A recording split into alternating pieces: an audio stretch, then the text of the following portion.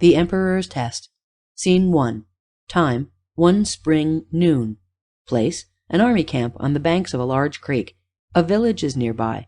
To the south is a great forest. An anteroom in the Emperor's tent is seen.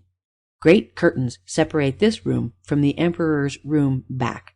An aide waits in the anteroom. Enter the general from the Emperor's room. To the aide. Have any yet come from the village? The Emperor would know. Yes, General, they wait without. Bid them enter. Crossing, speaking to those without.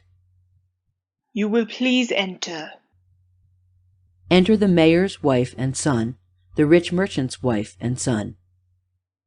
Have you come to see the Emperor? General, we have.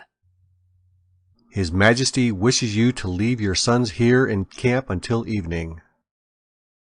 General, could you not tell us the Emperor's plans?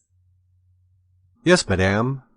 The Emperor must march southward where the enemy is in camp. He wishes a guide who can lead him safely through this great forest. We were told the Emperor would greatly honor the lad he chooses. 'Tis true, madame. The lad chosen will be made an aide. I thought only princes were chosen for the Emperor's aides. They have always been princes. This is a great opportunity for the lads of this village. But how will the Emperor make a choice? A test will be given every boy who comes. This test will prove his fitness to be guide. Enter an aide from the Emperor's room. General, the Emperor would see you. The general bows to the ladies and leaves. Turning to the ladies. The Emperor will receive you presently. Aide goes. Enter the poor woodcutter's wife and son. I heard the Emperor wanted a guide. The Emperor only wants the boys of the best families, madam. Enter the Emperor, general, and captain. They remain back, are not seen by the ladies. Sighing. I suppose that is true, but Pierre is a smart boy. If the Emperor could only see him. Interrupting. The Emperor wants a boy with proud manners, such as all boys have. Fiddlesticks! Bowing. Your Highness! Fiddlesticks and candles, I say. I am sorry, Your Majesty. I didn't know how it was. Come, Pierre. She turns to go. Remain. Pierre shall have the test with the others. Ladies, you shall know whom I have chosen when the test is finished. I bid you good day. The ladies bow and go. Turning to the boys. My lads, go through the forest southward till you come to the river. You may then return. Captain, see that guards go with them. My lads, you must not speak the one to the other until I have again seen you. I must have your word on that. Do you promise? Sire, we promise. 'Tis well. Captain, they are now in your charge. General, a word with you. The Emperor and general go into Emperor's room. The captain leads the boys from the tent. Scene 2. Time, 2 hours later. Place, the Emperor's tent, the Emperor's room. The Emperor is seen sitting at a table looking at maps. Enter an aide. He salutes. Well?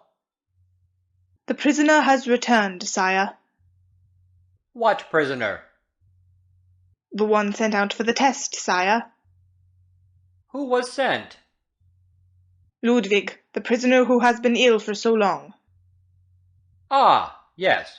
Bid him enter. Aide goes. He re-enters with Ludwig, who wears an old torn army cloak over his uniform. He salutes. I notice you are a bit lame, Ludwig. Yes, sire. In my left leg. My dog was hit at the same time. Does your dog go to battle with you? If he can slip into the ranks, sire, he always goes where I go, sire. Then he went with you today, of course. Yes, sire. You are sure the boys didn't see you? No one saw me. I kept a sharp lookout. When I came to a clear space, I went to one side, hiding behind trees to look ahead. Then I ran across. That must have tired you, Ludwig. You're not quite well yet. I found I couldn't leap the streams. I had to climb down the banks and wade them. You rested by the way, didn't you? Yes, sire, and once I stopped to pick berries. You made the return trip by boat up the creek. Yes, sire. That is all. The aide and Ludwig go. The Emperor claps his hands. Enter second aide. He salutes. To aide. Have the lads returned? No, sire. Do you know when the captain expects them? In about half an hour, sire.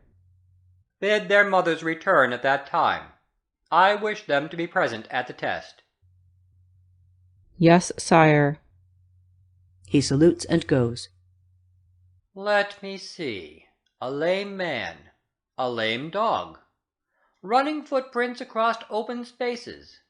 Wading streams instead of leaping them. Stopping to pick berries. Why, the story reads itself. He sits at table, takes up maps. Well, we shall see what we shall see. Scene 3. Time, a half-hour later. Place, the Emperor's tent, the anteroom. The ladies wait in the lower end of the anteroom. Back is a great armchair. I cannot think why the boys were sent into the forest. Nor I. It seems to me that Emperor should have asked them what they could do. Now, my boy dances so prettily. I was certain he would ask them to ride. Now my boy rides so well, just like a prince. Well, you will no doubt ask them all these things upon their return. She turns to Pierre's mother. You see, madam, how little chance your boy has. I am sure he cannot dance. No, madam. I am certain he does not ride. Sighing. No, madam. Enter an aide. Crosses to Emperor's room. Announces at curtains. The boys have returned, sire. Enter the captain with the boys. Enter the general from Emperor's room. Announcing. The Emperor. Enter the Emperor. All bow. Sitting in armchair. I will now give the test. Captain, bring up the first boy. The captain brings up the rich merchant's son. Well, my lad, what did you see in the forest? Many, many trees, sire. You saw nothing but trees? That was all, sire. Just trees. I shall not want you. You may go. Oh, your majesty, if you could only see him dance. Candles and cheese. Do I want a dancing guide? Captain, bring up the next one. The captain brings up the mayor's son. Well, my lad, what did you see in the forest? I saw trees and bushes, sire. Nothing more?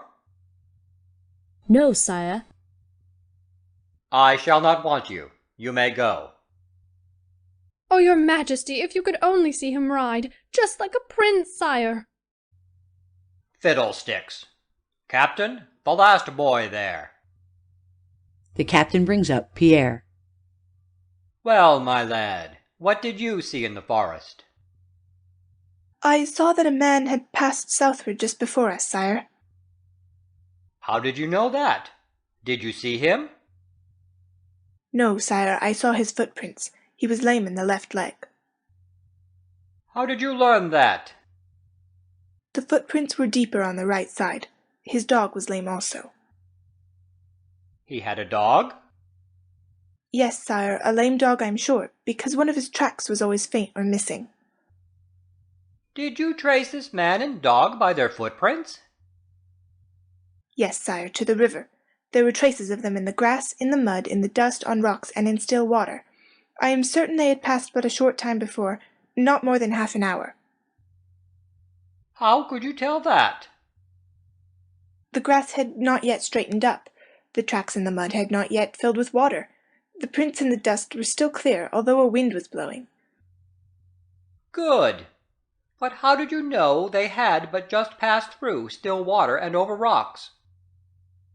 The water had not yet settled, and the rocks were still damp. Good. Very good. Sire, I fear this man is one of the enemy. Indeed. What proof have you of that? This, sire. Handing a small piece of cloth to Emperor. To the color of the enemy's uniform. It is, my lad. How came you by it?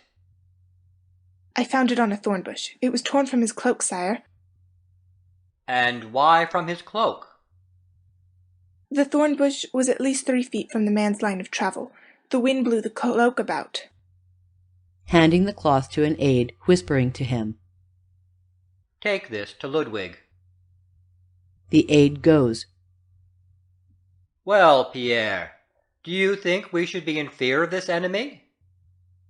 I do not know, sire. I only know that he has a good disposition. He turns to Pierre's mother. A good disposition? How do you know that? The dog was always near him.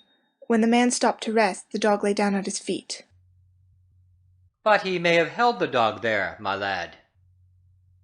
Not while he was picking berries, sire. So our enemy picked berries, did he? Yes, sire, the dog lying by the bushes all the while. Do you think we could capture this man? Yes, sire, for he was very tired. How do you know that? He climbed down the banks of every small stream. I should have leaped them. You think it would be an easy matter, then, to follow and capture him? Not easy, sire, for he was always on the lookout. How do you know that? Whenever he reached a clear space, he went to one side, hiding behind trees to look ahead. Then he ran across the open. Your proof of this, my lad? His footprints in every clear space showed only the balls of the feet. Good. You followed him only to the river? Those were the orders, sire. Had I gone on, could have overtaken him by evening. That you could not, my lad, for the man is here now in camp. He returned by boat. Ladies, the test is over. Madam, your son shall be my guide. I am proud to have a boy of such keen sight and quick thought in my kingdom, and 'tis much to be the mother of such a lad. I salute you, madam. With greatest respect, I salute you. He bows to the happy woman with great courtesy.